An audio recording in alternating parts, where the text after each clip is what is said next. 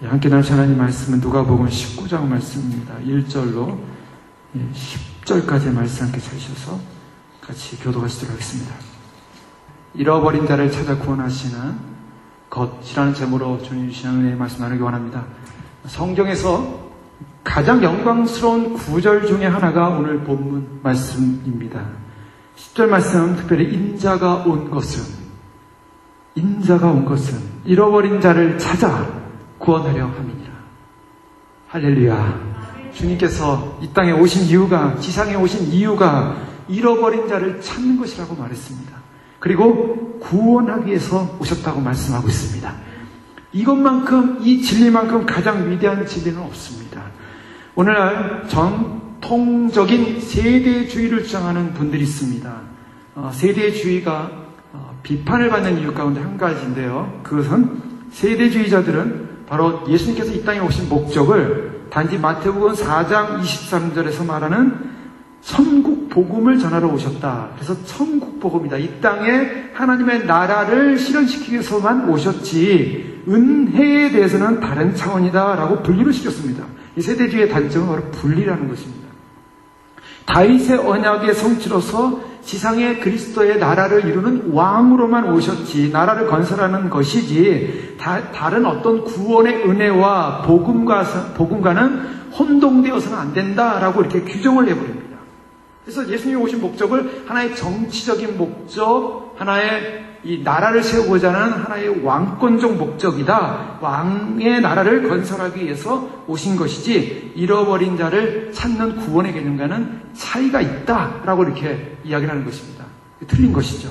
예수님은 분명히 당시의 나라를 선포하셨습니다. 회개하라, 천국이 가까웠느니라. 당신의 나라를 선포했습니다. 당신의 나라를 선포했을 뿐만 아니라 그 나라가 주는 의미는 잃어버린 자를 찾아서 구원하시겠다는 예수님의 놀라운 생명의 구원의 선포의 메시지가 담겨져 있는 것입니다.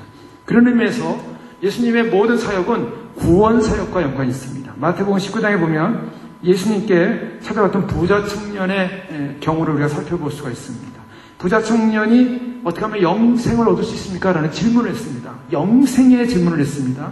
관심이 영생에 있었습니다. 왜냐하면 이 부자 청년은 모든 것이 갖추어져 있던 청년이었습니다. 율법적인 그런 성숙함, 완전함, 더 나아가서 그런 모든 것을 행할 수 있는 아주 선한 자신감이 있었던 사람이었습니다. 그래서 예수님께 나와서 그걸 어떻게 하면은 영생을 얻을 수 있습니까? 라는 질문을 했지만 예수님께서 너의 마음속에는 가장 중요한 영생을 얻기 위한 그런 방법이 있다. 그것은 뭐냐면 바로 열쇠, 네 마음속에 있는 열쇠, 그 열쇠를 내려놔야 된다. 너가 가지고 있는 그 열쇠를 내려야 돼. 그 열쇠가 뭐냐면 주인을 말하는 것이었습니다. 주인이 누구인가? 바로 이 부자 청년에서 주인은 바로 부자라는 그 말 속에 의미가 있었습니다. 다른 사람도 아니고요. 뭐 지식이 많은 학자도 아니었고 부자라는 그 말 속에 바로 부가 그에게 있어서는 주인이었습니다. 그래서 그 부를 내려놓고 가난한 자들에게 다 나눠주고 나를 쫓으라 했습니다. 나를 쫓으라는 말은 주인을 바꾸라는 것이죠. 부를 쫓는 것이 아니라 나를 쫓으라. 예수님을 쫓으라. 그러나 쫓을 수 없었습니다. 그때 예수님께서 24절에 보면 다시 너희에게 말하노니 약대가 바늘기로 들어가는 것이 부자가 하나님 나라에 들어가는 것보다 쉬우니라. 이 말씀을 하셨어요. 그러니까 주변에 있는 제자들이 그럼 누가 하나님 나라에 들어갈 수 있습니까? 예수님께서 사람은 할 수 없을 때 하나님은 할 수 있다. 여기서 영생에 관한 질문을 했습니다. 중요한 것은 영생의 질문을 했는데 예수님께서는 대답을 하기를 하나님 나라에 들어가는 것이라고 말하고 있습니다. 자, 천국이라는 것과 구원이라는 것, 하나님 나라라는 것과 영생이라는 것 같은 의미로 주님께서 말씀하고 있다는 것입니다. 그 세대주의자들이 말하는 하나님 나라만을 건설하기 위해서 이 땅에 왔지 구원 문제와는 상관이 없다는 게 아닙니다. 하나님 나라를 건설하러 오신 예수님은 결국 그 나라의 왕으로 오셨지만 유대인들이 거절했기 때문에 주님께서 그 나라의 왕으로 오실 것을 연기하셨습니다. 그 연기에 대한 사건이 십자가를 통해서 이방인으로 넘어온 거예요. 이방인의 구원의 수가 차면은 이제 주님께서 다시 오시는 것인데 그 연기된 수가 이제 차서 주님이 오시게 되면 유대인을 다시 구원하는 나머지 한 일의 7년간의 그런 유대인 구원 사역이 일어나는 마지막 하나님의 인류 역사의 마지막 시점을 남겨놓고 있습니다. 주님은 왕으로 오신 것입니다. 그러나 처음에 왔을 때 초림하셨을 때 유대인들이 예수님을 왕으로 모시지 못했기 때문에 주님께서는 왕이 되시지 않으셨고 또 십자가에 못 박혀 돌아가셔서 이 구원 문제, 하나님 나라의 문제를 확장시키셨어요. 이방인에게까지. 그래서 예수님께서 첫 창기는 어떻게 했습니까? 이방 사람이 좀 도와주세요. 그러니까 예수님께서 내가 나의 잃어버린 양 외에는 내가 부름받지 않았다 그러지 않았습니까? 그 정도로 유대적 한계를 지고 계셨습니다. 자, 이것이 약간 비밀인데요. 예수님께서 유대적 한계를 지고 계시다가 이제 구원의 문을 이방의 문, 그것은 이미 하나님께서 계획한 이방의 하나님 나라가, 이방 백성을 통해 하나님 나라가 이루어지는, 이방 백성이 하나님 나라로 들어오는 그 놀라운 믿음의 아브라함 자손들을 예비한 놀라운 하나님의 계획이 숨겨져 있었습니다. 그의 나라는, 그래서 하나님 나라는 지금 도래해 있고 이 안에 들어와 있고 지금 진행돼 가고 있는 것입니다. 그러나 이 하나님 나라는 아직 완성되지 않았습니다. 언제 완성됩니까? 주님께서 오시는 그때, 주님께서 공중재림하시면서, 그리고 7년간의 이 땅에 환란이 있으면서 나중에 지상재림하면서 하나님 나라는 완전히 도래하게 되고 천년왕국으로 들어갈 때 이 천년왕국은 무슨 개념이냐면 이 천년왕국을 통해서 바로 다윗의 왕국이 실현되어지는, 그래서 다윗의 왕조가 영원할 것이라는 예수 그리스도가 이 땅에 왕으로서 통치하는 기간이 있게 된다는 것입니다. 어떤 사람들은 천년왕국을 상징적으로 해석을 합니다. 상징이 아닙니다. 왜냐하면 다윗의 자손으로는 그 왕은 이 땅에서 왕이 되셔야 돼요. 근데 2000년 전에 예수님은 왕으로서 돌아가시지 못했고 어린 양으로 돌아가셨습니다. 이제 다시 오시는 주님은 왕으로 심판주로 오셔서 이 땅에서 다스리는 것입니다. 그것이 천년왕국이에요. 주님께서 이렇게 말씀하셨습니다. 내가 의인을 부르러 온 것이 아니요 죄인을 부르러 회개시키러 왔다. 자, 영생과 하나님 나라, 더 나아가서 죄인을 불러 회개시키러 왔다라는 구원관을 주님께서 계속 말씀하고 계십니다. 디모데후서 1장 15절에 보면 모든 사람이 받을 만한 이 말이요 그리스도 예수께서 죄인을 구원하시려고 세상에 임하셨다 하였도다. 이 죄인 중에 내가 괴순이라. 그리스도 예수께서 이 땅에 임하신 이유가 뭐냐? 죄인을 구원하시려고. 이것이 바로 이 주님께서 이 땅에 오신 목적이라고 사도 바울은 말하고 있습니다. 그런데요, 그런 죄인을 우리 주님은 어떻게 하시는가? 첫 번째, 찾고 계신다는 것입니다. 주님은 죄인을 찾고 있습니다. 죄인을 찾아 구원하시는 주님, 그것이 바로 하나님의 본성입니다. 하나님은 어떤 분이신가? 하나님의 본성은 죄인을 향하여 죄인을 버리시지 않으시고 죄인을 찾으시는 분이라는 것입니다. 이것이 예수님께서 처음 오셨을 때 바리새인과 서기관들이 갈등을 일으켰던 바로 그 부분이었습니다. 바리새인과 서기관들은 죄인을 어떻게 했습니까? 죄인을 대적했습니다. 그래서 바리새인과 세리의 기도를 보면 바리새인은 하나님 아버지 감사합니다. 나는 저 세리와 같지 않고 나는 너무나 의로워져서 감사합니다. 나는 얼마나 깨끗하게 사니 감사합니다. 나는 얼마나 종교적이니 감사합니다. 하나님 정말 내가 얼마나 열심이지 않습니까? 저렇게 더러운 죄인하고 나는 달라서 감사합니다. 이렇게 죄인을 죄인으로 취급했죠. 그런데 예수님께서 오셔서 죄인을 찾으시는 장면을 보니까 바리새인들이 이해가 안 되는 것입니다. 왜 우리를 같은 의로운 사람을 찾아야지, 우리 같은 거룩한 정결한 사람을 찾아야지, 우리 같은 율법적인 사람을 찾아야지, 어떻게 저렇게 더러운 죄인을 찾으시는 것인가? 그래서 바리새인과 서기관들의 마음속에 있는 부글부글 예수님에 대한 불평과 불만이 가득 찼습니다. 그러나 그들은 성경을 몰랐기 때문입니다. 에스겔서 34장 16절에 보면 그 잃어버린 자를 찾아 자를 내가 찾으며 쫓긴 자를 내가 돌아오게 하며 상한 자를 내가 싸매어 주며 병든 자를 내가 강하게 하려니와 살찐 자와 강한 자는 내가 멸하고 공의대로 그것들을 먹이리라. 우리 주님께서 에스겔 선지자를 통해서 말씀하신 것은 하나님은 어떤 분이신가? 잃어버린 자를 찾아 내가 찾으며 쫓긴 자를 내가 돌아오게 하고 상한 자를 내가 싸매어 주고 병든 자를 내가 강하게 하려니와. 우리 주님은 어떤 분인가? 상한 갈대를 꺾지 않으신다 그랬습니다. 상한 갈대를 꺾지 아니하시고 꺼져가는 불을 끄지 아니하신다는 주님. 주님의 마음은 이런 사랑과 긍휼의 마음으로 찾아오시는 주님이다 라고 말씀하고 있습니다. 시편 106편 21절에 보면 애굽에서 큰일을 행하신 그 구원자 하나님을 저희가 잊었나니. 우리 주님은 어떤 분이냐면 구원자라고 말하고 있습니다. 나 곧 나는 여호와라. 나 외에 구원자가 없느니라. 주님께서는 자신을 어떻게 표현하고 있냐면 구원자라고 표현하고 있습니다. 이사야 43장 11절 말씀입니다. 또한 호세아서 13장 3절 4절 이 말씀 보면 이러므로 저희는 아침 구름 같으며 쉽게 사라지는 이슬 같으며 타작마당에서 광풍이 날리는 축전이 같으며 굴뚝에서 나는 연기 같으리라. 그러나 네가 애굽 땅에서 나옴으로부터 나는 내 하나님 여호와라. 나 밖에 내가 다른 신을 알지 말 것이라. 나 외에는 구원자가 없느니라. 우리 하나님은 어떤 분이시냐면 구원자라고 말씀하고 있습니다. 하나님은 구원자이십니다. 바로 그 구원자이신 하나님이 바로 죄인들을 찾으시러 이 땅에 그 예수님을 보내셔서 우리를 구원하실 분이라고. 그렇게 선언하신 것입니다. 예수님의 이름이 뭡니까? 예수아라는 이 예수님의 이름. 마태복음 1장 20절에 보면 요셉이 꿈에서 예수님에 관한 천사의 그런 꿈을 꾸지 않습니까? 천사가 알려주는 아들을 낳으리니 이름을 예수라 하라. 이는 그가 자기 백성을 저희 죄에서 구원할 자이시니라 하니라. 예수님의 이름은 구원하시는 분이십니다. 하나님은 어떤 분이신가? 하나님은 어떤 분으로 존재하시는가? 하나님은 우리를 구원할 분이라는 것입니다. 자, 하나님은 우리를 구원할 자라는 이 말의 의미 속에는 무엇이 담겼습니까? 우리는 저주받은 사람이라는 것입니다. 우리는 태생 자체가 버림받은 존재라는 것입니다. 하나님은 우리에게 어떤 분이신가? 나는 하나님께 당연히 구원받은 존재로서 구원받을 가치가 있는 존재였는가? 아니라는 것입니다. 하나님 우리를 볼 때는 우리는 아무것도 아니라는 것입니다. 우리가 무슨 굉장한 대단한 사람이 되고 굉장한 존재가 돼서 마땅히 구원받을 존재라고 했기에, 그런 구원받은 존재기에 하나님은 구원받은 그 보배를 찾아 이 땅에 오신 것이 아니라 다 썩어가고 다 죽고 다 냄새나고 완전히 시체가 된, 그래서 죄와 사망으로 허물로 죄로 죽은 그 인생을 살리려 구원하러 오셨다고 성경은 말하고 있습니다.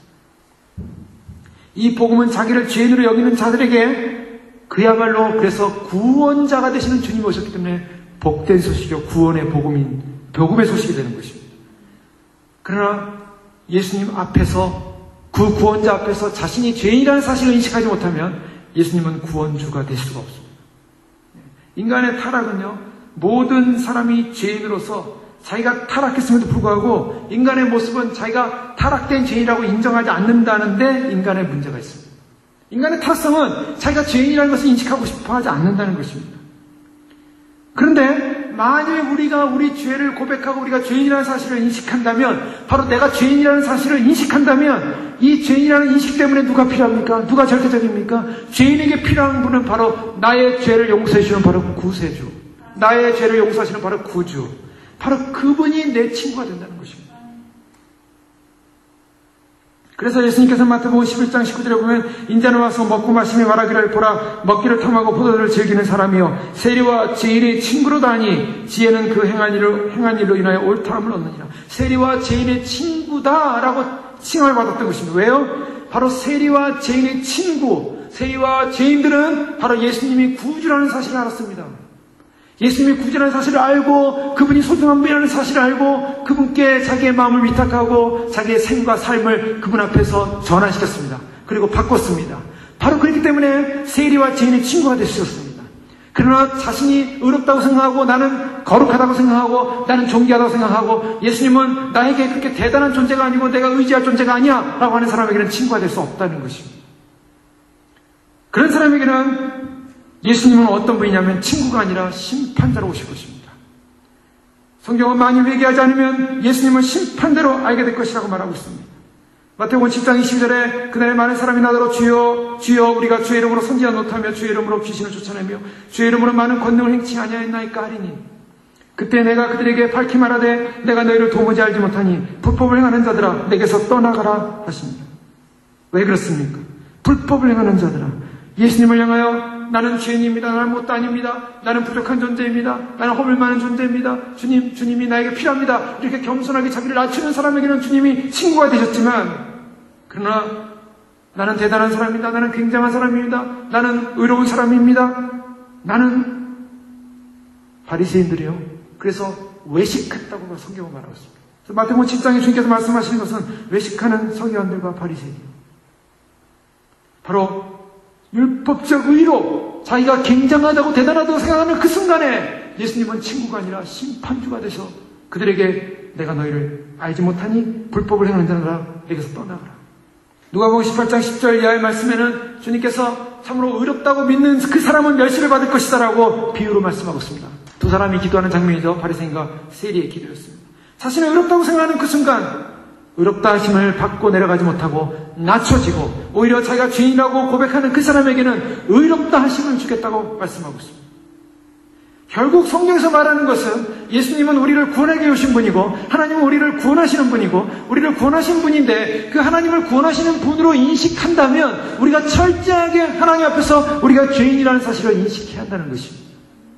겸손한 회개만이 예수님이 전하신 복음에 대한 올바른 반응인 것입니다. 예수님께서 말씀을 전했을 때 그 말씀을 들은 사람들의 반응은 어떠냐면 했습니까?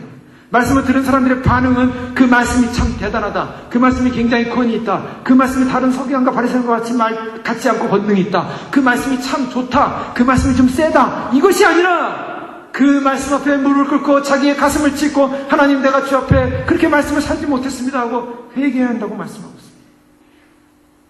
부자청 여자는 주님부터 말씀을 들었을 때 그 말씀을 듣고 주님 내가 죄인입니다. 내가 참으로 내 주인이 하나님이지 않았습니다. 내가 내 주인이 나는 내가 주인이었고 나의 부가 주인이었고 세상의 자랑이 나의 주인이었고 세상 것이 나의 주인이었습니다. 내가 회개합니다 라고 나왔어야 되는데 그런데 그는 회개할 수가 없었습니다. 주님의 말씀이 전했음에도 불구하고 네가 정말 온전하고자 할진대 네가 정말 영생을 얻고자 할진대 네가 정말 구원을 받고자 할진대 이 말을 들으라 했을 때 그 말을 듣고 가슴을 찢지 못했습니다. 여러분, 가슴을 찢지 못하면 천국은 떠나가는 것입니다. 예수님은 세리 마태나 사마리아 여인처럼 예수님께서 말씀하셨을 때 자기의 죄를 인정하고 주님이 나를 구원하시는 분이십니다. 그렇습니다. 주님이 나를 구원하시는 분에게 주님의 은혜의 손길이 필요합니다.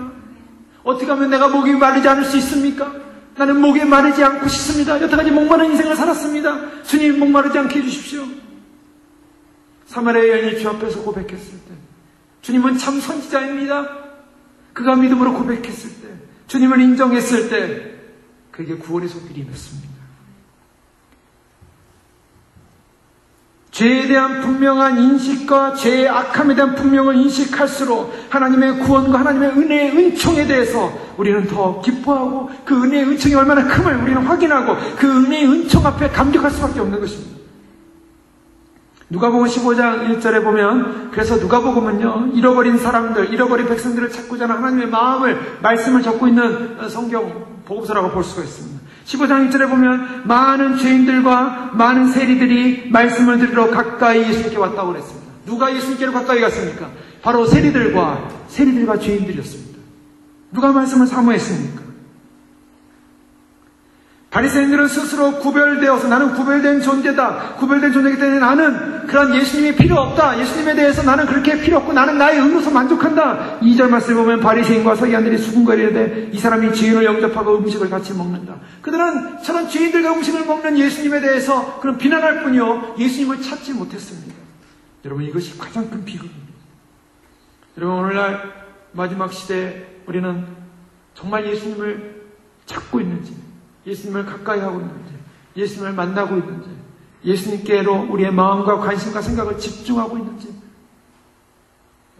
예수님이 빠진 마지막 복음 예수님이 빠진 마지막 시대 인식 예수님이 빠진 신앙생활 다 소용없습니다. 예수님이 빠진 나의 인생 다 필요 없습니다. 예수님이 빠진 것 예수님에게 내가 초점을 갖고 있고 예수님에게로 달려가고 있고 예수님의 말씀 앞에 무릎 꿇고 있고 예수님의 말씀 앞에 반응하고 있다는 것입니다.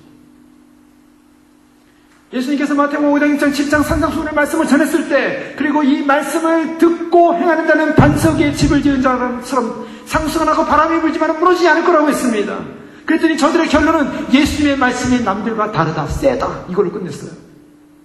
예수님의 그 말씀은 마태복음 5장, 6장, 7장에 나오는 말씀을 이루지 못한 사람은 자기를 부수고 깨고 그래서 깊이 추초를 세우고 그래서 집을 짓지 않으면 무너질 수밖에 없다. 그 말씀을 행하는 자야만이 천국에 들어간다라고 주님이 말씀하고 있는데 천국에 들어간다고 말씀하고 있는데 그 말씀이 좀 세네 하고서 돌이켰다는 거예요. 오늘날 수많은 사람들이 말씀을 듣습니다. 하여간 오늘날처럼 말씀이 이렇게 전 세계로 퍼지는 경우는 없는 것 같아요. 저도 깜짝 놀랐습니다. 저는 그동안 3년 동안 말씀 전한 것을 그냥 인터넷에 올리기 싫었습니다. 왜요? 많은 사람들이 올리기 때문에 저 같은 사람 말씀 올려봤자 뭐. 또 그런 생각도 있었고 또 이 말씀이 또 굉장히 혼탁될까봐 올리지 않았습니다. 근데 주님께서 이제 주님 오실 날이 임박함을 알고 누군가 이 말씀을 듣고 마지막 남는다면 환란이 남는다면 그들에게 도움이 되지 않을까? 물론 말씀을 전할 때 실수도 있고 부족함도 있고 또 여러 가지 뭐 그런 것도 있었겠죠. 완벽하지 못하니까. 그러나 말씀의 핵심, 말씀의 본문의 핵심 속에서는 이 말씀이 주는 의미를 찾고자 애를 썼고 그 말씀에 부딪혔고 그 말씀을 전하고자 애를 썼습니다. 그런데 놀라운 것은요. 이 말씀이 듣는 분들이 보면요. 그냥 미국에서만 듣는 분이 아니더라고요. 굉장히 많이, 깜짝 놀라게요. 인도네시아, 저 터키, 저 오스트레일리아, 그 다음에 캐나다, 일본, 이런 데서 다 듣고 계세요. 와, 이 무서운 시대구나. 지금 인터넷이라는 것이 세계를 하나로 연결해놨어요. 그것이 모바일로, 스마트폰으로 듣는지, 컴퓨터로 듣는지, 아니면 어디에 접속해 듣는지, 다른 사람이 접속해 듣는지, 그런 통계까지 다 나와요. 와, 굉장한 시대다. 적그리스도가 사람을 딱 추적하기 딱 좋은 시대긴 한데, 그러나 말씀이 전해지는 것도 아주 중요한 시대라는 생각을 하게 됐습니다. 그런데 중요한 건 뭡니까? 많은 사람들의 말씀들이 다 올라오는데 그 말씀을 듣고 우리는 무엇을 하는가? 이 말씀은 이 말씀과 다르구나. 이 말씀은 이 말씀과 다르구나. 이 말씀은 이 말씀과 다르구나. 이건 이거가 다르구나가 아니라 이 말씀을 들을 때, 그 말씀이 나한테 부딪혀올 때, 그 말씀이 나한테 부딪혀올 때, 그 말씀에 대한 나의 반응이 무엇이냐는 거죠. 주님, 내가 주님께 더 가까이 가기 원합니다. 주님을 더 만나길 원합니다. 주님을 더 경험하기 원합니다. 주님과 더 접촉하기 원합니다. 주님 당신을 알기 원합니다. 세상의 정보, 환경적 정보, 모든 환경적 정보, 이런 정보들은 다 사실은 어떤 면에서는 하나의 그냥 서브 정보들일 뿐이에요. 주님이 오신다는 소식이 하나의 소식일 뿐이에요. 가장 중요한 것은 그것이 아니라 내가 주님과 만나는 그 접촉성이 있어야 한다는 것입니다. 많은 인생들 가운데 특별히 축복받은 인생이 오늘 본문에 나오고 있습니다. 이 축복받은 인생은 바로 삭개오라는 사람입니다. 예수님께서 이제 갈릴리 사역, 이방 사역을 마치시면서 이제 예루살렘으로 마지막 유월절을 하기 위해서 가시는 길이었습니다. 이제 예수님께서는 조금 지나시면 이제 유월절 어린 양으로 돌아가셔가는 그런 무거운 마음을 가지고 가는 상황이었습니다. 그런데 돌아가는 그 길에 예루살렘 북동쪽에 있는 여리고라는 마을을 지나시게 됩니다. 여리고라는 마을로 들어가서 바로 그곳에서 들어가실 때 이제 사람들에게 소문이 났습니다. 사사로가 죽었다가 살아난 사건이 베다니에서 일어났는데 베다니에서 죽었다 살아난 소문이 사람들에게 퍼졌고 사람들에게는 예수가 온다는 소식에 너무나 기분이 좋았고 너무나 흥분이 됐습니다. 그래서 예수님께서 참으로 우리 마을에 오신다라는 거 아마 그들의 인생 가운데 다시는 볼 수 없는, 다시는 만날 수 없는 기회였을 것입니다. 여리고로 들어가시는 그 장면 속에서 그때 당시에 세리장으로 있었던 삭개오라는 사람이 오늘 나오고 있습니다. 삭개오라 이름하는 자가 있으니 세리장이요 또한 부자라.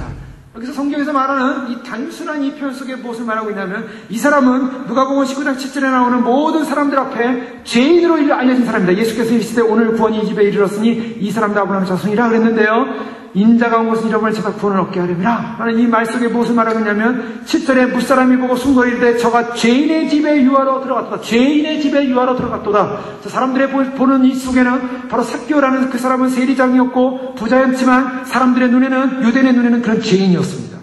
그런 민족적 반역적인 그런 삶을 살았을 뿐만 아니라 아마도 성품이나 삶에서도 방탕했을 것으로 알려지는 그런 죄인이었습니다. 그런데요, 그런 죄인, 예수님께서는 특별히 그런 죄인을 찾고자 하는 그 마음의 중심을 가지고 이제 십자가에 돌아가시는 십자가의 의미를 마치 보여주길 원하시는 것처럼 그 죄인을 바라보는 예수님의 마음이 오늘 본문에 담겨져 있습니다.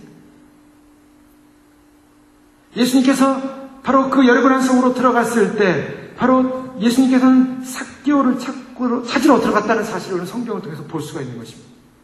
사실은요, 우리가 구원받았다는 것은 우리 편에서 우리가 하나님을 찾고 우리가 예수님을 찾은 것 같지만 실제로 우리 편에서 예수님을 찾은 것이 아니라 하나님이, 예수님이 우리를 찾기에 찾아오셨다는 사실을 믿으시기 바랍니다. 주님이 우리를 찾아오셨어요. 내가 주님을 찾아간 게 아니에요. 주님이 우리를 찾아오셨습니다. 로마 3장 11절에 보면 분명히 말하고 있습니다. 깨닫는 자도 없고 하나님을 찾는 자도 없다. 우리는 사실 하나님을 찾지 않습니다. 우리의 삶을 보십시오. 우리가 얼마나 하나님을 찾고자 노력하고 있는가. 사실은요, 우리가 죄인 되었을 때 우리의 죄성은요, 하나님을 찾기보다는 하나님이 우리를 이렇게 찾아오셨습니다. 하나님 우리에게 간섭하셨습니다. 하나님 우리의 문을 두드렸습니다. 하나님께서 우리에게 말씀하셨습니다. 허물과 죄로 죽었던 우리를 살리시는 그분, 바로 살리시는 그분, 하나님의 생명이 떠나 있었던 우리가 하나님을 찾은 것이 아니라 하나님이 우리를 찾아오셨다고 성경은 말하고 있습니다. 오늘도 주님께서는 바로 이 삭개오라는 이 죄인, 삭개오라는 이 죄인을 예수님께서는 찾으러 여리고성으로 들어가는 장면입니다. 요한복음 6장 44절에 보면 나를 보내신 아버지께서 이끌지 아니하면 아무라도 내게 올 수 없으니 오는 그를 내가 마지막 날에 다시 살리리라. 아버지께서 내게로 이끌지 않으면 아무도 올 수 없다라고 성경은 말하고 있습니다. 65절에 보면 또 가라사대 이러함으로 전에 너에게 말하기를 내 아버지께서 오게 하여 주지 아니하시면 누구든지 내게 올 수 없다 하였노라 하시니라. 누구든지 아버지께로 오게 하지 않으면, 오게 하여 주지 아니하면 누구든지 내게로 올 수 없다. 무슨 말씀입니까? 하나님이 한 영혼을 찾기 시작할 때야만이 비로소 그 영혼은 하나님을 대하여 반응할 수 있다는 것입니다. 우리가 하나님께 반응할 수 있다는 것은 무엇을 전제로 하고 있냐면 하나님이 우리를 찾으셨다는 것을 전제로 하고 있는 것입니다. 그것이 우리가 찬양할 이유입니다. 여러분, 우리가 하나님을 찾는다는 것은요, 사실은 어떤 면에서 보면은 그렇게 쉽게 되는 일은 아닙니다. 우리 인간은요, 너무나 교만하고 완악해서 죄덩어리라 하나님을 그렇게 하나님이 우리를 찾으셔도 돼요. 우리가 하나님을 찾질 않아요. 바리새인 서기관들 보세요. 주님을 찾지 않습니다. 주님을 갈망하지 않습니다. 근데 누가 갈망했습니까? 하나님이 찾으러 오신 사람들 중에 누가 반응했습니까? 죄인들이 반응하더라는 거예요. 죄인들. 어떤 사람이 반응했습니까? 상한 사람들이 반응했습니다. 상처 입은 사람들이 반응했습니다. 병든 사람이 반응했습니다. 그래서 리차드 십스라는 청교도 유명한 목사님이십니다. 이분은 상한 갈대를 꺾지 않는다는 그 책을 통해서 우리가 반드시 회심하기 전에 필요한 것이 있는데 회심하기 전에 필요한 것이 있다면 우리는 상해야 한다는 것입니다. 여러분, 이것을 아십니까? 우리가 상해야만이 우리는 회심할 수 있다는 거예요. 왜요? 우리의 모든 교만하고 높아진 생각들을 낮추어서 주님께서 우리의 심령을 낮춰야만이 우리가 주님께로 갈 수 있는 마음이 생기는 것입니다. 그래서 하나님께서는요, 사실은 하나님에게 돌아가는 사람에게는 그의 마음을 상하게 하십니다. 인간은 자신을 떠나, 하나님을 떠나, 방황하며 집을 떠난 이방인처럼 지내기를 좋아하는 것이 인간입니다. 우리가 조금만 기회만 있어 보십시오. 조금만 편해 보십시오. 하나님을 찾기보다는 우리는 하나님을 떠나서 내가 마음대로 살기를 원하는 것이 인간의 속성입니다. 그런데 주님께서 마음을 상하게 하는 것입니다. 마음을 아프게 하는 것입니다. 탕자가 대표적인 예입니다. 누가복음 12장 17절에 보면 이에 스스로 돌이켜 이르되 내 아버지에게는 양식이 풍족한 품꾼이 얼마나 많은가. 나는 여기서 줄여 죽는구나. 나는 여기서 줄여 죽는구나. 나는 여기서 줄여 죽는구나. 나는 그 상한 마음이 있어야만이 아버지를 생각하더라는 게 인간의 본성입니다. 둔하고도 간사한 인간의 심령은 자비를 구하기 위해서 간절히 부르짖도록 만들기 위해서 주님께서는 때때로 우리를 상한 심령으로 만든다는 것입니다. 우리의 심령은 마치 범죄자처럼 모든 잔꾀를 동원하다가 실컷 얻어맞은 후에만 심판자에게 자비를 구하는 것처럼 주님을 찾을 수밖에 없는. 존 칼빈은요, 에베소 2장 1절에서 5절 말씀을 주석하면서 이렇게 주석했습니다.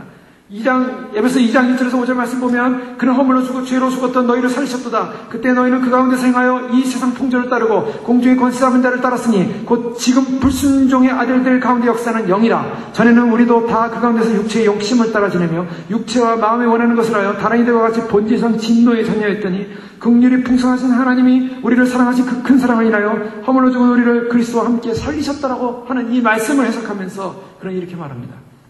우리는 우리의 잘못된 행위들이 표면에 드러나지 않는 한, 또한 누군가가 그 증거를 분명하게 나타내 우리의 입을 막지 않는 한, 우리는 검은 것을 희다고 믿으려 하며 결코 우리의 잘못을 발견하지 않는다.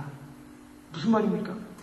하나님께서 우리의 잘못된 행위들을 표면으로 드러내거나 또 우리의 증거를 분명하게 드러내서 우리의 입을 막지 않는 한, 우리는 검은 것을 희다고 믿으려고 한다는 거예요. 그리고 결코 우리의 잘못을 발견하지 못한다는 거예요. 사실 그렇습니다. 우리는 참 어리석습니다. 인간은 어리석어요. 인간은 부족해요. 하나님이 우리를 지적하고 너 잘못했지라고 할 때까지는 우리는 우리 자신이 몰라요. 우리 자신을 잘 모르는 것이 인생의 모습입니다. 그래서 주님께서 어떻게 하십니까? 주님께서 우리의 죄를 지적하시는 겁니다. 죄를 지적하십니다. 회심 이전에 결국 상함을 입어야만이 우리가 그리스도의 가치를 높이도록 여기도록 주님께서 우리를 이끄신다는 것입니다. 또한 회심 전에 우리가 상함을 입어야만이 우리는 더욱 주님을 감사할 수 있다는 것입니다. 하나님 우리를 우리 자신의 길에서 넘어지고 상하게 함으로 말미암아 바로 주님의 길에 설 수 있도록 만든다는 것입니다. 이것은 결론적으로 보면 처음 신앙을 출발할 때 죄에 대한 슬픔을 경험하지 않고 율법의 채찍을 충분히 받지 않으면 그런 경험의 부재 때문에 나중에 다시 타락하고 배교한다는 것입니다. 정말 우리가 죄인이라는 죄, 내가 허물 많은 죄인이라는 것, 난 아무것도 아니라는 죄라는 그런 죄에 대해서 슬퍼하는 경험을 하지 않는다면, 그렇다면 율법이라는 그 율법 앞에 내가 율법대로 살아야 한다는 그 율법을 살지 못함으로 오는 율법적 정죄에 대한 그런 채찍을 충분히 받지 못했다면 그런 경험의 부재 때문에 타락한다는 것입니다. 오늘날 이지빌리비전, 오늘날 쉬운 복음주는 무엇입니까? 율법은 끝났어. 믿으면 되는 거야. 은혜로 구원받아. 그러니 은혜로 구원받기 때문에 할렐루야. 이제는 우리가 주님을 위해서 열심히 살기만 하면 돼. 그렇지만은 그러나 내 안에 죄책에 대한, 죄에 대한, 율법에 대한, 말씀을 지키지 못하는 것에 대한 그러한 무거운 하나님의 말씀을 정말 지키고자 하는 그러한 열성과 그런 헌신과 수고가 없이 살기 때문에 결국 어떻게 합니까? 쉽게 그리스도를 배반한다는 것입니다. 쉽게 배반하는 게 무엇입니까? 그리스도의 주됨을 인정하지 않고 다른 신을 섬기는 겁니다. 주님에 대한 배반은 뭐냐면 우리가 다른 신을 섬기는 거예요. 주님만이 주가 되어야 되는데 주님 앞에 나는 노예가 되는 둘로스가 뭡니까? 둘로스는 노예라고 했습니다. 우리는 주 앞에 철저히 노예가 되어야 되는데 우리는 노예가 되고 싶어 하지 않습니다. 우리는 주님과 친구하고 싶습니다. 주님과 대화하는, 교제하는 인격적인 존재. 나는 신부인데 신부니까 주님이 나를 사랑하는 그런 신부니까 나는 신부의 자격과 신부의 위치 속에 살아야지. 예, 물론 그런 신분으로 주님께서 우리를 높여주실 것입니다. 그러나 그런 신분으로 높여주시기 전에 그런 신분으로 물론 우리를 부르셨다는 그 놀라운 축복의 약속이 있지만 그 전에 우리의 철저한 인식은 우리는 주님 앞에 둘러쓰라는 것입니다. 그리스도의 종, 예수 그리스도의 종, 예수 그리스도의 노예, 우리는 그리스도의 노예가 돼서 그리스도께서 하라는 그 말씀대로 순종할 뿐입니다.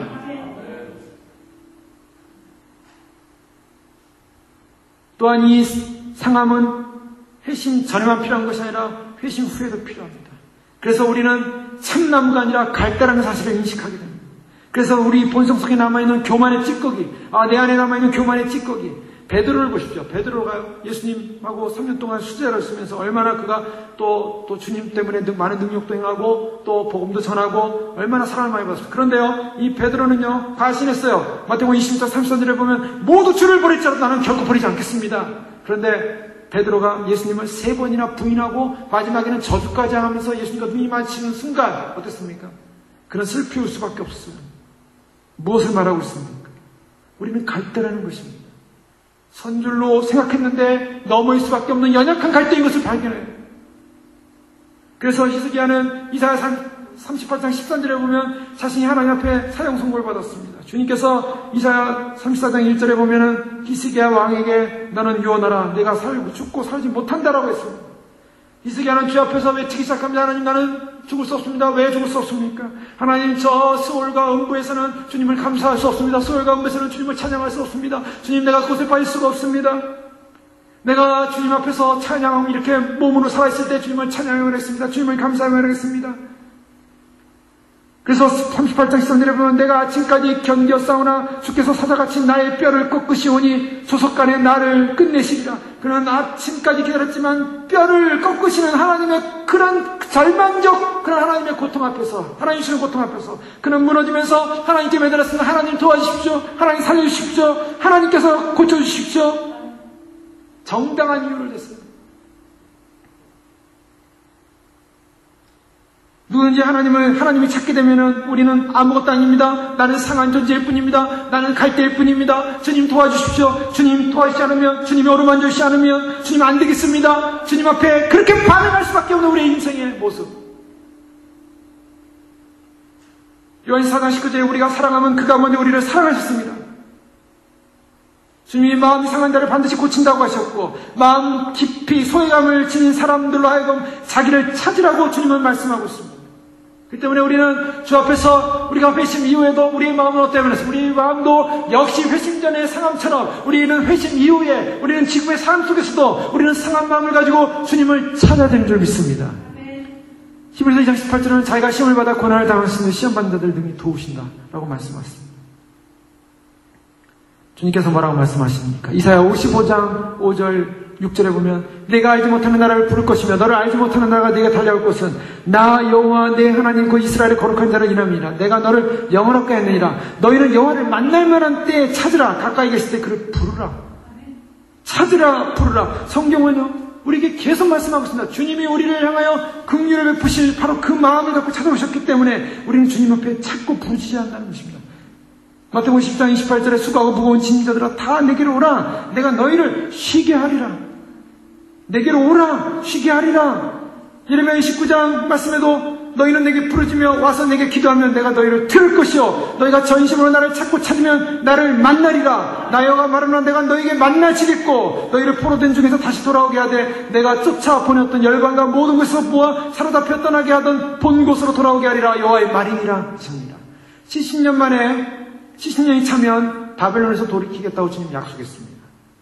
그게 예레미야 19장 10절에 나와요. 나 여호와가 이같이 말하노라 바벨론에서 70년이 차면 내가 너희를 권고하고 선한 말을 너희에게 실행하여 너희를 이것으로 돌아오게 하리라. 약속에 70년 만에 돌아온다. 그런데 이 돌아온다는 약속을 주님 주셨는데 그 다음에 해야 될 게 뭡니까? 그 다음에 해야 될 것은 너희는 내게 부르짖으며 와서 내게 기도하면 내가 너희를 들을 것이다. 이렇게 말하고 있습니다. 이게 무슨 말씀입니까? 잘 보셔야 됩니다. 하나님은 우리를 향한 인생의 계획을 갖고 계십니다. 하나님께서 우리를 향한 구원의 계획을 갖고 있습니다. 하나님께서는요, 또한 인류 마지막의 계획도 갖고 있습니다. 주님 오실 날 주님이 우리를 데려갈 그런 계획도 갖고 계십니다. 우리는 그 계획을 알고 있습니다. 그렇다면 우리가 해야 될 것이 무엇입니까? 가만히 있으면 됩니까? 아니요. 너희는 내게 부르짖으며 와서 내게 기도하면 내가 너희를 들을 것이다. 주님은 기도하라고 말하고 있습니다. 이스라엘을 70년 만에 돌이키겠다고 약속했어요. 주님이 이미 예레미야를 통해서 약속을 해놓으셨습니다. 기한이 되면 돌이킬 거예요. 기한이 되면 돌이키니까 70년이 차면 돌이키니까 나는 가만히 있어야 되는가? 아닙니다. 너는 내게 부르짖으라. 너희가 전심으로 나를 찾고 찾으면 만나리라. 이스라엘이 해야 되는 일은요, 하나님의 예정된 시간이 있고 사건이 있지만 예정된 시간이 있다고 해서 가만히 있는 것이 아니라 그 예정된 사건이 이루어지기 위해서 우리 편에서는 주님을 향하여 간절히 찾고 간절히 기도하고 전심으로 주를 찾아야 된다고 주님 말씀하고 있습니다. 구하라 그러면 너에게 주실 것이요 찾으라 그러면 찾을 것이요. 왜 구하라고 합니까? 왜 찾으라고 합니까? 왜 문을 두드리라고 합니까? 주님이 그냥 주시면 되는 거 아닙니까? 주님이 그냥 허락하시면 되는 거 아닙니까? 아니에요. 주님은 역사를 그렇게 해주지 않으세요. 주님은요, 반드시 우리의 태도를 보십니다. 우리의 중심을 보십니다. 우리의 마음을 보십니다.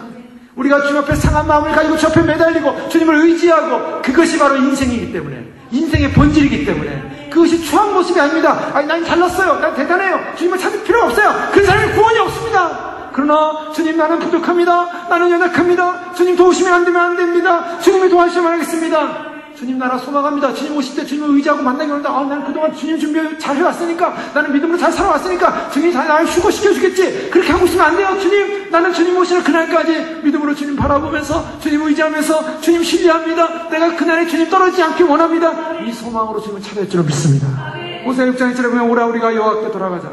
여호와께서 우리를 찢으셨으나 도로 낫게 하실 것이요 우리를 치셨으나 싸매어 주실 것입니다. 이 말씀의 의미를 잘 보십시오. 주님께서 우리 인생 가운데 고통이 없고 아픔이 없고 슬픔이 없는 인생이 아니라고 주님이 말하고 있습니다. 여호와께서 우리를 찢으셨다고 말하고 있어요. 찢었어요 우리를 주님께서. 그러나 도로 낫게 하실 것이요 우리를 치셨으나 싸매어 주실 것입니다. 무엇을 말하고 있습니까? 리차드 백스터라는 청교도 목사님은, 상함을 입은 사람은 자기를 상처 입힌 분의 자비 외에는 그 어떤 것으로도 위로받을 수 없다라고 얘기했어요. 상함을 입어야 된다는 이 상함은 누구로부터 왔습니까? 사실은요, 이 상함은 주님이 우리를 찢으시는 것입니다. 주님이 우리를 치시는 것입니다. 주님이 우리를 찢으실 때, 주님 왜 찢으셨어요? 왜 찢으셨어요? 주님 그럴 수 있어요가 아니에요! 주님 도와주세요! 주님이 나를 찢으셨으니 주님께서 나를 낫게 해주실 줄 믿습니다. 주님이 나를 찢으셨으니 나를 싸매어 주실 줄 믿습니다. 주님께 대한 갈망인 것입니다. 여러분, 이것이 인생이에요. 하나님이, 예수님이 바로 여리고 성에 들어갔을 때, 여리고로 들어갔을 때 바로 삭개오는 하나님을 찾고 있었습니다. 그의 마음은 뛰었습니다. 그렇게 들었던 예수님, 그분을 만날 수 있다면, 그분을 볼 수 있다면. 그래서 3절에 보면 저가 예수께서 어떤 사람인가 하여 보고자 하되 키가 작고 사람이 많아 할 수 없어 예수님을 보고자 하는 그 마음이 있었습니다. 자, 이 마음을 우리가 그냥 보면 그냥 어떤 호기심처럼 느껴져요. 예수라는 사람이 오니까 그냥 구경 가보자, 이런 호기심처럼 보일 수가 있어요. 그런데요, 그 호기심 정도가 아니라는 것입니다. 어떤 사람인가 하여 보고자 하되라는 이 보고자 하되라는 이 시제를 보면요, 이것은 계속해서 애를 썼다는 것입니다. 이 삭개오의 마음속에는, 그의 인생 속에는 죄인이라는 낙인을 짓고 살았습니다. 그가 세리장이었고 부자였지만 그는 유대 사람들에게 버림받는 존재였습니다. 벌러지만도 못한 반역자였습니다.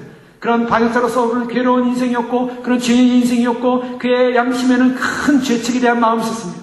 그래서 그의 마음속에는 어떤 한편으로는 죄에 대해서 자유하고 싶은 마음이 있었는지 모르겠습니다. 그래서 삭개오의 마음속에는 궁극적으로 하나님께서 그를 만지시고 그를 터치하시고 성령님께서 그에게 은혜를 부으셔서 그에 대한 구원에 대한 빛을 비춰주실 때, 그는 거두시는 하나님의 은혜가 자기도 모르게 그 예수님을 찾고자 하는 갈망으로 변화되고 있었다는 것을 자기도 모르게 그는 이끌고 있었습니다.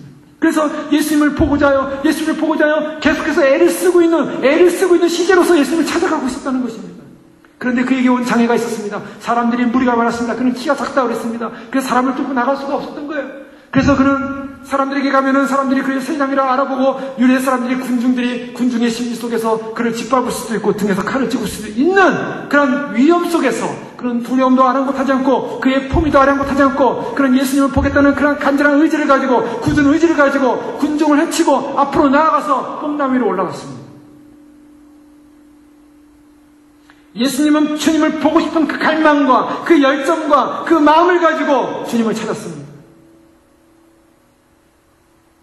그런데요, 놀라운 것은요, 한 번도 만나본 적이 없는 예수님이 지나가시면서 뽕나무를 보시면서 삭개오야 라고 말씀하셨어요. 삭개오야라는 이름을 말씀하셨습니다. 속히 내려오라, 내가 오늘 내 집에 유하야 하겠다. 이것이 하나님께서 약속하신, 하나님이 잡아놓으신 하나님의 약속, 하나님께서 죄인을 살리고자 하는 하나님의 약속의 시간입니다. 내가 갈 것이다. 내가 내 집에 유할 것이다. 하나님의 시간표였던 것입니다. 하나님의 시간표에 맞게 삭개오는 준비하고 있었고, 삭개오는 달려가고 있었고, 삭개오는 예비하고 있었다는 것입니다. 여기에서 구원이 이루어지는 거예요. 구원은요, 우리가 가만히 앉아있다고 구원이 이루어지는 게 아니죠. 주님 모신다고 우리가 가만히 앉아서 있었다고 구원이 이루어지는 것이 아닙니다. 주님을 찾고자 하는 그 갈망과 열정과 그 마음을 가지고 주님을 찾지 않으면 주님과 만날 수 없는 것입니다. 주님은 지나가십니다. 지나가시는 주님 지나가시니까 날 보시겠지 이 상태로 가지면 안 돼요. 다윗의 자손 예수여, 나를 불쌍히 여기소서. 주님을 찾아야 됩니다. 주님을 붙잡아야 됩니다. 바로 그런 사람이 구원을 받는 거예요. 마지막에 주님 오신다고 합니다. 주님 오신다는데, 주님이 오시면 나를 구원하시겠지. 다 그렇게 생각하고 있어요. 다 그렇게 생각하고 있어요. 주님이 오시면 나는 당연히 구원받아야지. 그동안 교회 생활을 신앙생활한 게 얼마나인데. 대한민국이든 미국이든 어디든 간에 사람들한테 물어보십시오. 예수님 오신다면 예수님 오시면 올라가지. 제가 예전에 어떤 지사님이 하시는 얘기를 들은 것은 전혀 주님 오시에 대한 영적인 갈급함이 없습니다. 긴장도 안 합니다. 그냥 세속화가 탁 되세요. 세상의 돈, 물질, 그 다음에 세상의 부, 어떻게 하면 깨끗하게 하고, 어떻게 하면 몸 관리를 잘할까, 어떻게 하면 옷 잘 입을까, 어떻게 하면 편하게 살까, 그런 것만 생각하는 사람이에요. 그런데 예수님이 오시면 휴거를 합니다. 할 때. 그래서 그걸 준비해야 됩니다. 그러니까. 어떻게 바라냐면, 아니, 뭘 걱정을 해요? 뭘 걱정해? 예수님 오시면 올라가면 되지. 자기가 올라가면 된대요. 누가 데려갑니까? 근데 그렇게 믿고 있어요. 올라가면 되지. 여러분, 그렇게 구원이 단순한 줄 아십니까? 단순하지 않아요. 그냥 올라가면 되지. 사람들이 그래요. 주님 오신 준비하고 휴거를 준비한다면 왜 편하게 선택하냐, 쉬운 게 선택하냐? 절대 아닙니다. 휴거에게는 절대 쉬운 길이 아닙니다. 어떤 사람은 그래요. 휴거가 쉽습니까? 순교가 쉽습니까? 순교가 더 어렵다는 거예요. 휴거보다. 휴거는 쉬운 길 선택했다는 거예요. 아닙니다. 아니에요. 주님이 우리를 데려가시고 올라가시는 이 길이야말로 주님께서 2000년 역사, 이 기독교 역사 가운데, 주님께서 구원의 역사 가운데 가장 아름다운 구원의 꽃으로서, 생명의 꽃으로서 주님께서 인류 역사를 마무리하면서 이방 교회의 아름다운 신부의 구원을 이루시는 가장 영광스러운 날인 줄 믿습니다. 이것은요, 준비하고 예비하고 사모하고 기다린 사람에게 주어지는 거지, 결단코 기다리고 준비하지 않는 사람에게 주어지지 않는 길이에요. 그렇기 때문에 깨어있으라고, 그렇기 때문에 준비하라고, 그렇기 때문에 예비하라고, 그렇기 때문에 참으로 그날과 그 시간을 알 수 없으니 우리는 긴장하고 살려고 하는 것이고, 그러한 긴장의 대가를 치른 사람만이 올라가시는 길이에요.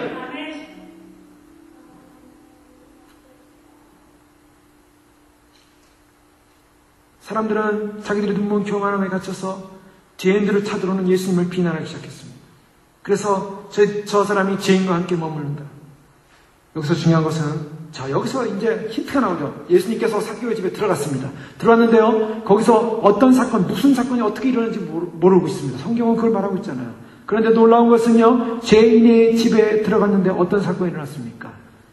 자, 들어갔다 하더라. 8절에 보니까 삭개오가 서서 주께 여짜오되, 주여 보시옵소서, 내 소유의 절반을 가난한들에게 주게 싸우며 만일 누구의 것을 속여 빼앗은 일이 있으면 네 갑절이나 갚겠나이다. 자, 놀라운 것은 삭개오가 예수님을 만나고 그 집에서 무슨 일이 일어났는지 모르지만 삭개오의 인생에 대단한 변화가 일어났습니다. 굉장한 변화가 있었습니다.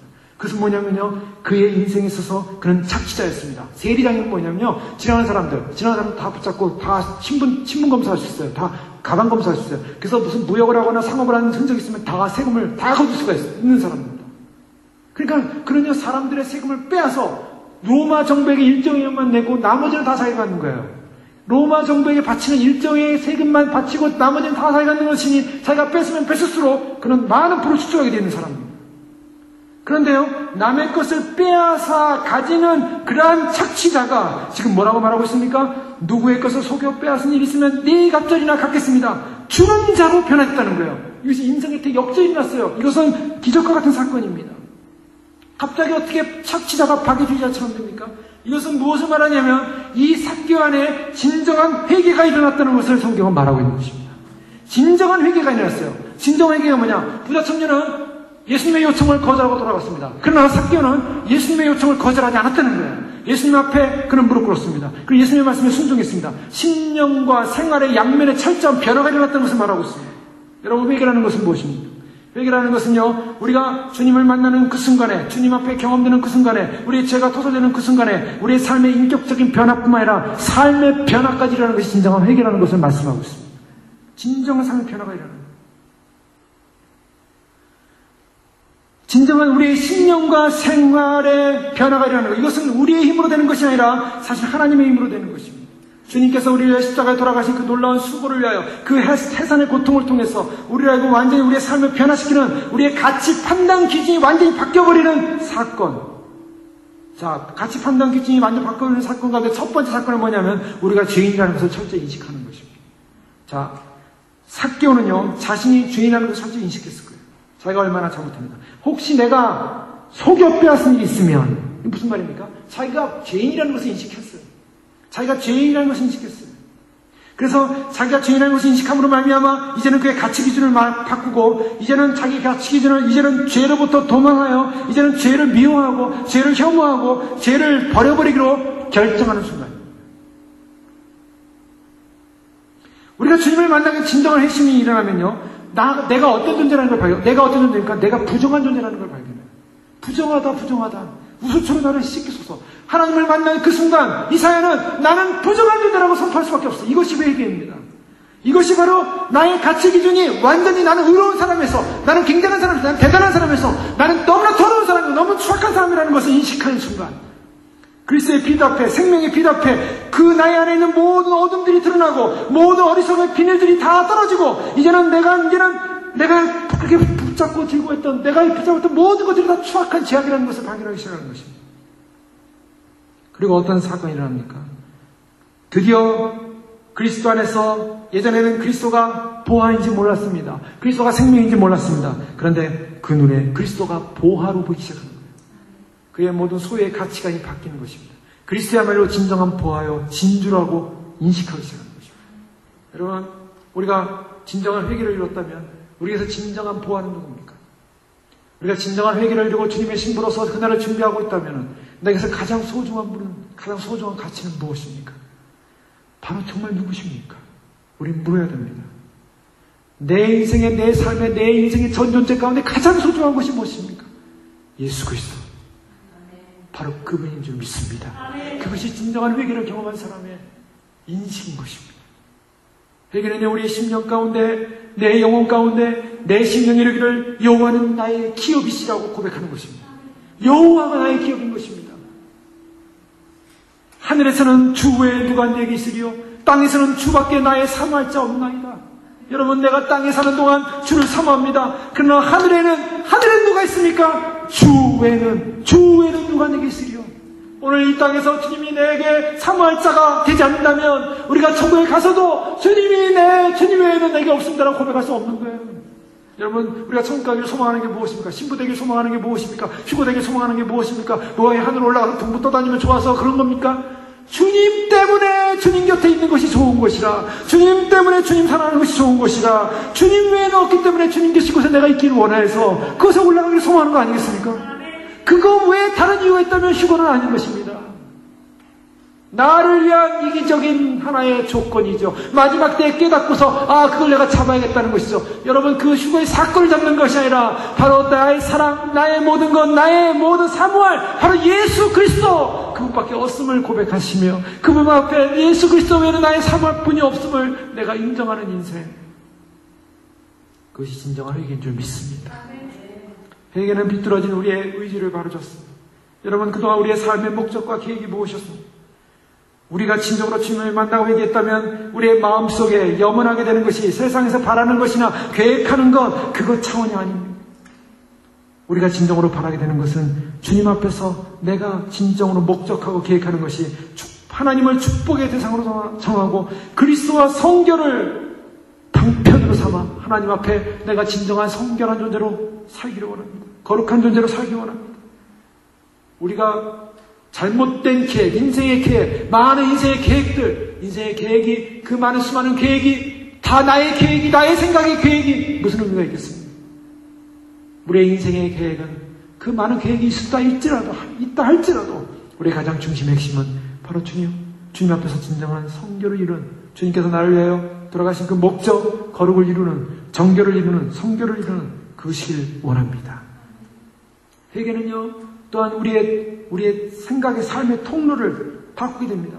바로 그것은 뭐냐면 지금 좀 전에 말씀드린 것처럼 바로 우리의 희망이 누군가? 바로 그리스도가 우리의 희망이 되는 것입니다. 내가 육신적일 때는 내가 사람에게 존경을 받고 부귀의 영화를 누리면서 마음껏 향락하고 모든 부채를 청산하고 내가 갖출 것을 전부 갖추면 행복할 텐데 라고 사람들은 생각했습니다. 그런데요, 회개한 사람의 마음은 이제 어떻게 변화되고 있냐면 내 육신을 억제할 은혜가 있고 하나님과 교제할 수만 있다면 비록 이곳에서 빈곤하고 이곳에서 멸시받아도 상관이 없이 행복할 텐데. 여러분 정말 그렇습니까? 남은 조금의 인생 동안에 나는 사람에게 그래도 존경받아야 돼. 나는 그래도 조금 뭔가 부귀 영화를 이 땅에 누려야 돼. 나는 뭔가 향락해야 돼. 나는 뭔가 내가 모든 걸 갖출 걸 다 갖춰야 돼. 그러면 행복할 텐데 그 행복이라는 조건이 거기에 또 남아있습니까? 아니면 내 육신을 억제하면서 내가 가진 욕망을 억제하면서 하나님의 은혜를 사모하면서 내가 주님을 더 만날 수 있고 주님과 더 교제할 수 있고 주님과 교제하는 더 시간을 가질 수 있고 주님과 함께 할 수 있는 시간이 더 확보될 수 있고 주님과 함께 교제할 수 있는 시간이 더 확보될 수 있고 주님을 만나고 찬양할 수 있는 시간이 더 확보될 수 있고 주님 안에서 묵상되어지는 더 시간이 확보될 수만 있다면, 그래서 주님과 더 가까워질 수만 있다면, 내가 이 땅에 좀 빈곤하고 좀 멸시를 받고 좀 내가 부족하다 할지라도 나는 행복할 텐데.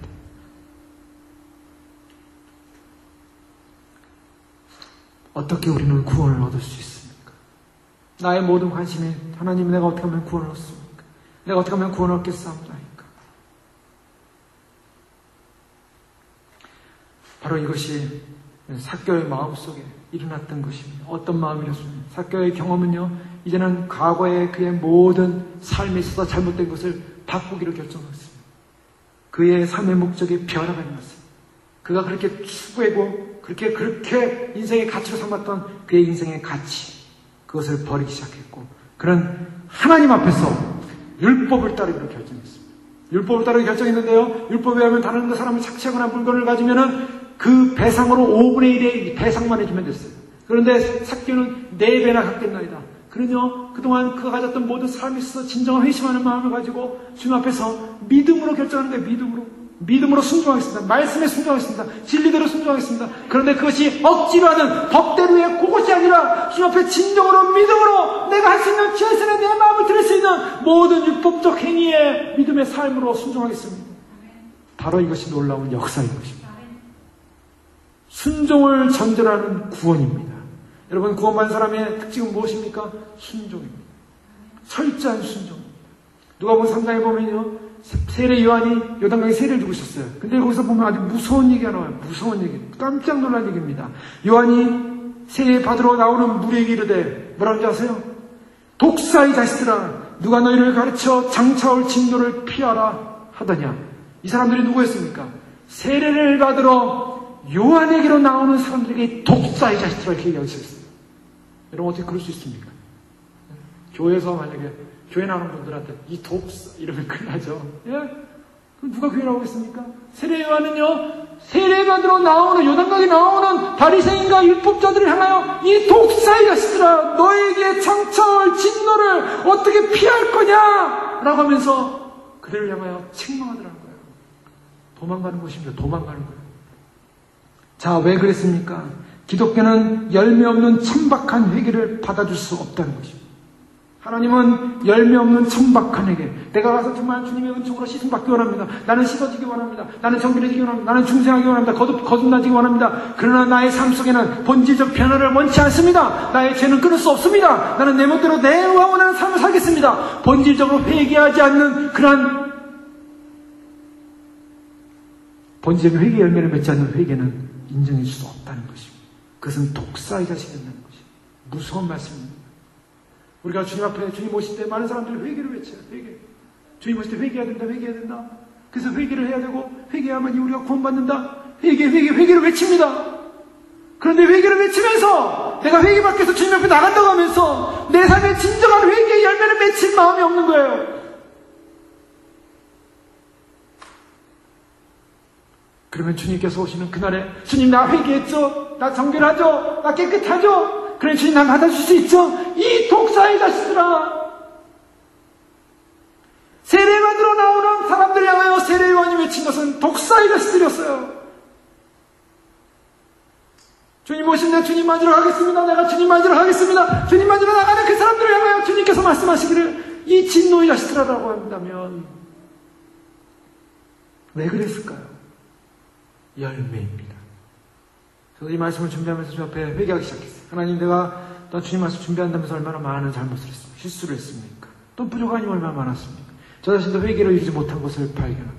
회개를 했다고 가지고 그 한순간에 이미 칼빈이 지적했죠. 스콜라주의 학파가 3일 동안의 회개를 3일 동안 그냥 막 3일 밤낮을 울면서 회개했어요. 그럼 이제 구원받았다 라고 했대. 칼빈은 아니다라는 거예요.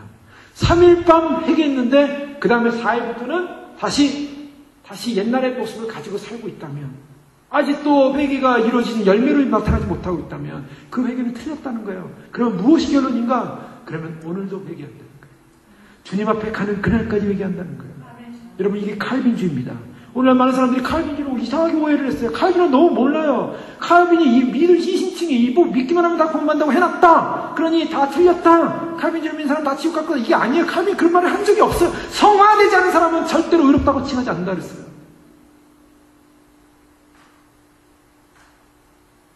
누구를 두둔하고 싶은 게 아니에요. 성경 그대로 우리는 주님 앞에 가는 그날까지 회개 열매 맺히지 못하면, 나는 회개를 다 이뤘기 때문에, 나는 이미 3년 전에, 나는 이미 5년 전에, 나는 이미 1년 전에, 나는 이미 6개월 전에, 나는 회개 다 했어. 회개 다 했습니까?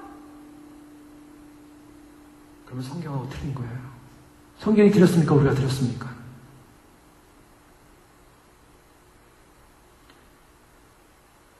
조셉 온라인은 천국의 초대에서 이렇게 말한다. 우리의 제목들이 더러운 자, 탐하는 자, 술 취하는 자, 거짓말하는 자, 맹세하는 자, 후욕하는 자, 도적질하는 자, 토색하는 자, 평소에 하나님께 경배하지 않고 사는 자, 헛된 친구들과 사귀는 자, 성직을 우습게 여기고 우롱하는 자, 회개하고 돌이키라 라고 말하고 있어요. 더 나아가서 고의적인 무지. 여러분, 이것도 굉장히 무서운 죄예요. 내 백성이 지식이 없음으로 망하는도다. 여러분, 무지한 것도, 내가 알지 못하는 것도 죄라는 사실 아십니까? 때로는 안다는 것이 피곤해요. 안다는 것이 힘들어요. 안다는 것이 또한 나로 하여금 굉장히 마음을 아프게 할 때도 있어요. 그러나 무지, 고의적인 무지로 간다면 그것은 나를 죽이는 길이에요. 그것이 죄라는 겁니다. 나를 살리기 위해서는 알아야 돼요. 말씀을 알아야 돼요. 그래서 고의적으로 말씀을 피하지 않고, 고의적으로 말씀을 읽고, 고의적으로 말씀을 해치고, 말씀을 묵상하고, 그리스도께 나아가는 것을 방해하는 은밀한 죄들, 남몰래 즐기는 세월과 자유와 부귀를 못 버리는 것, 형식적인 종교, 바리새인, 그릇된 동기로서 거룩한 의무를 행하는, 자기 의를 의지하는 일, 종교의 엄격함에 대한 숨은 적개심, 어느 정도의 종교 생활에 멈추는 것, 세상을 현저하게 사랑하는 것, 자기를 무시하거나 해를 끼치는 자에게 대한 끊임없는 적개심과 시기심, 살아있는 자만심, 쾌락을 지나치게 사랑하는 일, 육신적인 안정, 돌발적인 사태가 옴에도 불구하고 평안하다, 안전하다고 외치는 것이라고 지적하고 있어요. 어리석은 처녀들은 등에 기름이 떨어진 줄 모르고 평안하다, 안전하다고 썼다는 거예요. 그것조차도 죄라는 것입니다. 여러분, 이런 말씀 쭉 보면서 과연 나는 이것을 다 이루었는가? 저 자신이 다 이뤘다고 생각하는 순간 다시 이 말씀을 볼 때 아직 이루지 못한 것을 보게 됩니다. 삭개오의 회심은 피상적인 반응과 전혀 달랐습니다. 그는 진정으로 변화된 인격을 가지고 주님 앞에 순종하기 시작했습니다. 그래서 그의 헌신이 순종이 기쁨이 됐고, 그는 즐거움의 기쁨으로 주 앞에서 그 앞에서, 주 앞에서 이것을 결정했을 때 주님이 뭐라고 그랬습니까? 예수께서 이르실 때 오늘 구원이 이 집에 이르렀다. 무슨 말입니까? 진정한 회개의 열매가 이루어졌을 때 구원이 이루었다고 선포하십니다. 하나님의 의를 담고자 하는 열망이 있습니다. 말씀을 지키고자 하는 열망이 있습니다. 빌라델피아교회 계시록 3장 8절을 보면 볼지어다 내가 내 앞에 열문을 두어놓으니 능히 닫을 사람이 없으리라. 내가 내 일을 아노니 내가 작은 능력을 가지고도 내 말을 지키며 내 이름을 배반하지 아니하였다. 내 말을 지키며 말씀을 지키고자 하는 열망이 있었습니다. 여러분, 우리가 주님 오시는 그 순간까지 우리가 해야 될 일이 있다면 무엇이겠습니까? 주님이 우리를 향하여 오시고 계십니다. 지금만이 기회일지도 모르겠습니다. 우리에게 다시는 어떤 기회도 오지 못할지도 모르겠습니다. 그러나 주님이 오시는 그 기회 때 주님, 나는 상한 사람입니다. 나는 죄인입니다. 주님, 내가 주님 뵙기 원합니다. 주님 만나기 원합니다. 주님 도와주십시오. 주님이 이 죄인을 살릴 수 있는 유일한 분이십니다. 나의 구주이십니다. 잃어버린 자를 찾아오신 주님, 바로 예수님, 바로 그 잃어버린 자가 접니다. 주님 도와주십시오. 주님 앞에 진정으로 주님을 만나고 주님 말씀하시는 이 순간에 주님, 내 인생 가운데 아직도 열매 맺지 못한 회개해야 될 수많은 제목을 봅니다. 아직도 이루지 못한 그런 연약함을 봅니다. 그런 갈대와 같은 인생입니다. 참나무처럼 꽂고 있어서 완전히 모든 것을 이뤘다라고 선포하지 못하고 오늘도 죄악 가운데, 연약함 가운데 침할 수밖에 없는 그런 상처를 입은 그런 존재로서 주님을 의지합니다.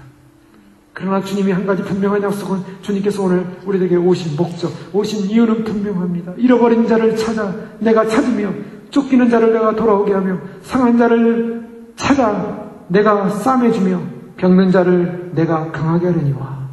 주님께서 잃어버린 우리를 찾으시고, 쫓기는 우리를 돌아오게 하시고, 상한 우리를 싸매주시는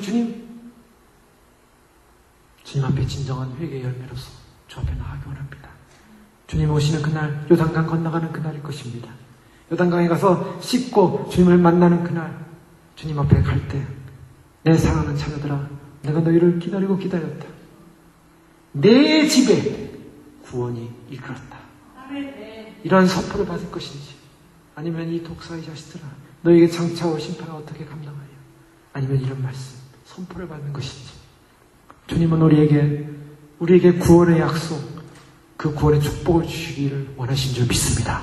바로 예수 그리스도, 바로 주님 한 분만이 우리의 모든 것이요, 우리의 생애의 목적이요, 가장 위대한 보화인 줄 믿습니다. 그러니 이 땅에서 주 외에 누가 있습니까? 주 외에 삼할 자 누가 있습니까? 우리가 하늘에서는 주 외에 누가 있겠습니까? 이 시편의 기자처럼 주님, 내 눈에, 내 마음에, 내 생각에, 참으로 세상의 수많은 것들 가운데서 주님이 이 마지막 때를 살면서 주님만을 붙잡게 해주십시오. 주님만을 의지하게 해주십시오. 주님만을 바라보게 해주십시오. 주님만이 나의 신랑이고 나의 소망이게 되게 해주십시오. 그 열정과 그 갈망을 잃어버리고, 그 소망을 잃어버리고, 주님에 대한 사랑을 잃어버리고, 주님에 대한 마음을 잃어버리고, 헛된 것에 시간을 방황하며 헛된 것에 시간을 낭비하며 살았습니다. 주님을 의지합니다. 이 밤에 주님을 만나시고 열매 맺으시고 구원이 임하는 귀한 마음으로 주님 함께 하시길 주의 이름으로 축원합니다.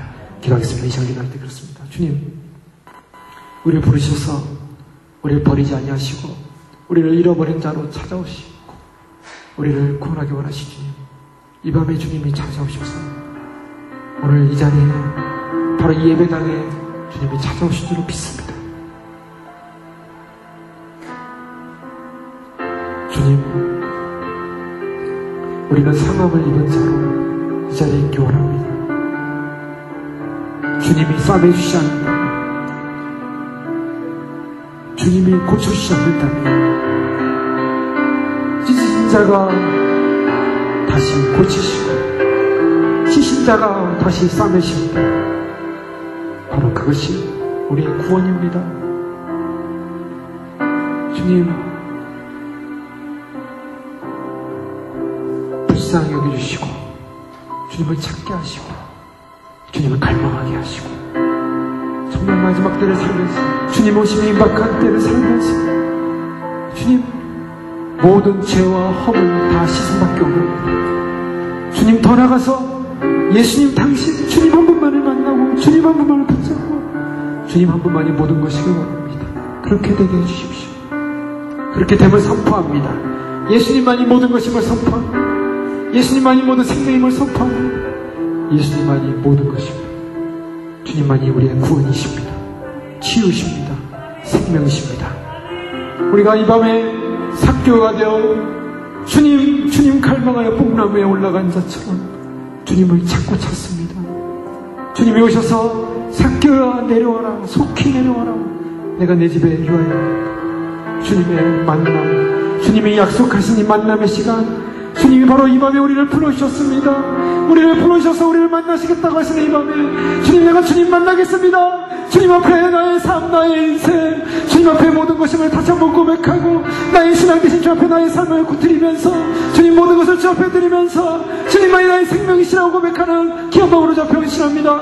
주님 모든 죄를 용서해 주시고 씻어주시고 회개의 열매로서 주 앞에 설 수 있도록 축복하여 주시옵소서. 주여 그렇게 기도하겠습니다. 주여! 주여! 주여! 아버지 하나님 청지하시니 아버지 하나님 불쌍히 주시옵소서. 아버지 하나님 참으로 이 밤에 주님 불쌍히 주시옵소서. 아버지 하나님 주의 긍휼과 은혜와 주의 도우심이 아니면 아버지 설 수 없는 이 밤에 아버지 하나님 참으로 주님 주의 도우심 앞에 긍휼을 구합니다. 아버지 하나님 주 앞에 잠시 한번 고백을 합니다. 주 앞에 눈물을 흘리며 아버지 하나님 참으로 주님 없이 살아왔던 모든 인생을 회개합니다. 아버지 하나님 도와주시옵소서. 응답하여 주시옵소서. 주의 노란 사랑하는 여러 임하여 주시옵소서. 생명의 능력을 임하여 주시옵소서. 주의 도우심과 주의 은혜로 주를 만나고 주를 바라보게 도와주시옵소서. 아버지 하나님 생명의 주님 앞에, 말씀의 주님 앞에, 진리의 주님 앞에, 아버지 하나님 주님의 도우심 앞에, 주의 은혜 앞에, 은총 앞에 아버지 하나님 주의 도우심을 찬양하며 구합니다. 아버지 하나님 주의 도우심을 찬양하며 구합니다. 주님 도와주시옵소서. 우리가 참으로 주님 만나지 않고는 아버지 인생이 아무것도 아닌 것을 고백합니다.